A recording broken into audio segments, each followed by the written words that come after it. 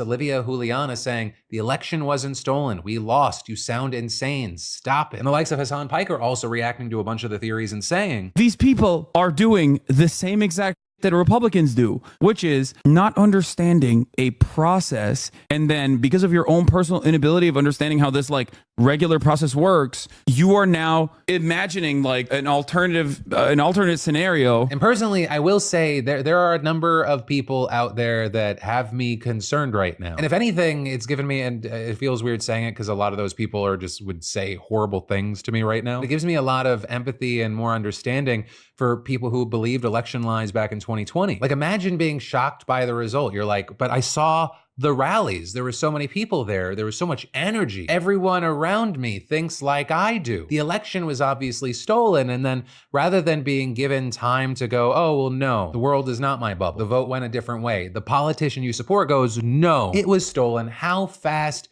would so many people flock to that? Because they want to think that's true. That's the only way that everything makes sense. I mean, like I saw huge viral posts of like people in their bed going, did you see AOC, what she said in that video? They're dropping something huge tomorrow, get ready. And a lot of people are just misconstruing things that she's saying. You know, we'll see how things play out from here. Does it involve an increasing number of people going down conspiracy holes? Or is this something that's kind of short-lived? It's people in their bargaining stage of grief and or the denial part. But also, hey, with all of that said, I gotta pass the question off to you. What are your thoughts here? But then we gotta talk about the updates and additions to the Marnie Washington FEMA situation. Right, in that, because Marnie Washington actually gave her side of the story to the Washington Examiner. An interview that for some reason wasn't covered by any of the other mainstream news sources. But you know, it's important that we talk about it so you can hear both sides, make up your mind, especially as we wait to see what comes from the investigations. Right, and so this piece starts by saying that she said that the language in the screenshots published by the Daily Wire, that they were shorthand, with her then trying to give context, telling the Examiner that she had warned her supervisors that there were streets that her team weren't able to complete because of, quote, hostile political encounters. With Marnie then going on to claim that those hostile confrontations included threats to the lives of FEMA workers, and adding the running trend of those encounters just so happened to be at houses that have Trump campaign signage. The notation that was leaked had nothing to do with their political stance, saying it was with the objective of safety. And, you know, that wouldn't be coming out of nowhere, right? I mean, as a few of you pointed out, a few weeks ago, we covered the threats the FEMA workers were facing amid a storm of misinformation and conspiracy theories. Right? I mean, we were talking about serious threats from a number of people all the way up to an armed militia, even forced to pause on some aid efforts. I mean, in some counties, federal workers even needed to pull out entirely because of the threats to their lives, which is why you have Marnie demanding that FEMA turn over the incident reports, saying that they will show the hostility her team faced that led to her making this choice, which, according to the Examiner, was backed by Marnie's supervisors who encouraged and supported her decision to skip certain streets in the name of safety. Washington then went on to say that the real issue at hand here is that FEMA isn't giving its employees enough resources and protection to safely provide help to every household. And adding there, everybody deserves a chance at disaster relief, and they have not figured out a way to accomplish that without subjecting their teammates to hostile work environments. With then Marnie also saying that when this story broke, FEMA promised that they would take care of it, but they told her not to talk to the media. But instead in this situation, you have Washington saying they then ghosted her and, quote, used my silence and allegiance to subject me to more scrutiny and to use me as a scapegoat for what's going on. And so whether you believe her or not, I thought it was important that we share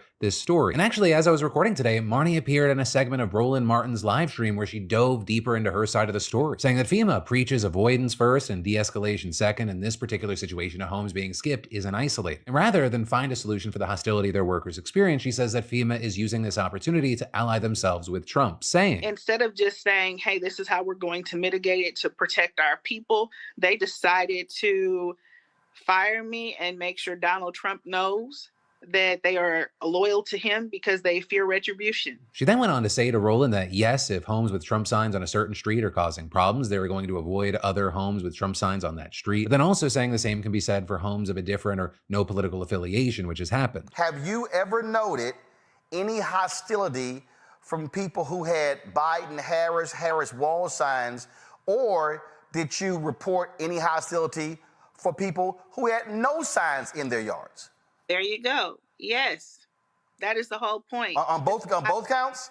Yes, on both accounts. With Washington then detailing the impact that this situation has had on her personally, saying she lost not only her position with FEMA, but also her other job. And then with that saying she's gotten threatening calls and emails and had to move out of her house. But for now, we're gonna have to wait to see what happens next. Because obviously there are the investigations, but then also, you know, the Washington Examiner, they've filed a Freedom of Information Act request with the Department of Homeland Security to obtain those incident reports. Right? Because if those things prove that what she's saying is accurate, I mean, that drastically changes what we were looking at yesterday. But for now, we'll have to wait to see what happens. But then let's let's talk about people dumping Twitter/X after the election. With right now, a lot of people now choosing Blue Sky as their new home. The platform COO telling The Verge that just in the last week, Blue Sky has gained over 700,000 new users, with the majority of these new users coming from the United States. And this is right now when it comes to Twitter alternatives, Threads still has more users than Blue Sky, but Blue Sky has really gotten this rapid growth in recent weeks. I mean, back in September, they had just 9 million users, and now they have 14 and a half. With them seeing that people really started to flock over back in October after Twitter modified its blocking feature. And now what they're seeing is the election has started another big move.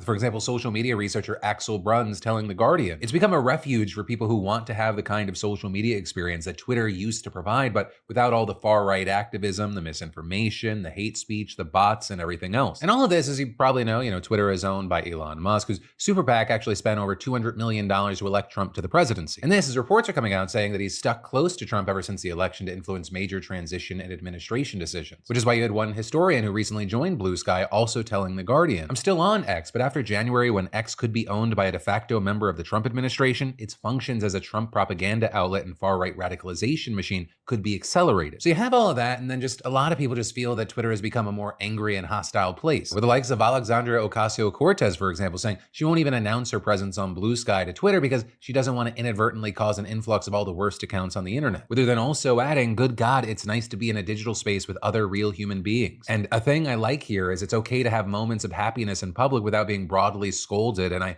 believe that sustaining this kind of humanity will be very important as we resist fascism. Though it's not just political accounts that have been making the move. Taylor Swift fans have actually gotten a lot of credit for moving the party to Blue Sky, with tons of them even posting about what they're calling the Great Swiftie Migration. And actually, with that, you had one Swiftie explaining to Wired, after the election, the timeline was full of Swifties getting DMs from Trump supporters threatening rape or sexual assault and making sexually violent comments gloating because Trump won. And I love the idea of building a new community here and would love not to have to support Elon in any way. Though all of this is notably right now the person they're most hoping will join them in this migration is Taylor Swift herself, as she's still not on Blue Sky. Though you have some saying she could be making the jump as she's using Twitter less and less these days. With folks noting that she used to post Eras Tour roundups there, but she stopped earlier this year and now only puts them on Instagram, which, could just be a strategic choice. It could also be a response to Elon's weird comments or jokes about giving her a child and that he will guard her cats with his life. But in the meantime, I'll ask those of you who have already made the jump, how are you liking it over there? We actually looked at the situation a little bit during the morning live stream over at twitch.tv/DeFranco Live. And a surprising number of people mentioned they had made the jump. I didn't have an account, but I just made one, so you can follow me right here if you want. But, for now, we'll have to wait to see, is this actually anything meaningful? Is this just a temporary blip of Twitter losing some of these users and nothing really comes from it? Or is it the start of something new that will initially start as an alternative and then blow up? At minimum, 9 out of 10 times you see something like that, they fail. But to flip things on its head, people used to say that about sites like Rumble, for example, right? A number of people flocked to that because people were like, I want a right-wing alternative to YouTube. And well, of course, nothing out there compares to the level of success of YouTube.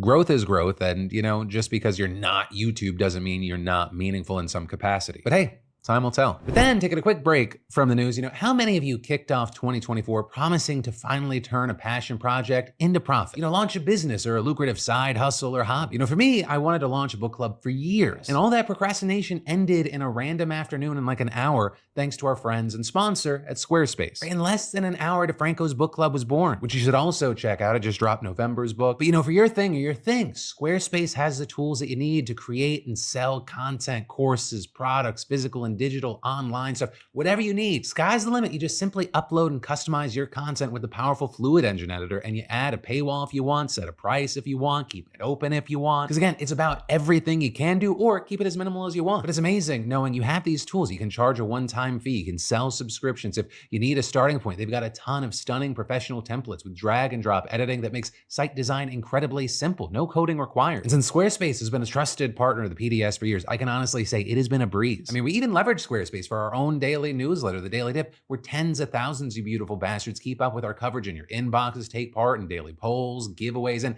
now you can also get the PDS show notes with sources over there. So y'all, kickstart your own digital space today with a free trial at squarespace.com/Phil or scan the QR code on screen. And don't forget to use code Phil for 10% off when you're ready to launch. That's squarespace.com/Phil. But then let's talk about how being a woman on the internet just seems consistently awesome. And if you can't tell, even though it is dripping with it. That is sarcasm. I know that a small percentage of people out there do not understand that. But I say that because since the election, sexist attacks and hate speech against women have dramatically increased on social media platforms. And if you happen to be active on TikTok in America, you may have at least seen some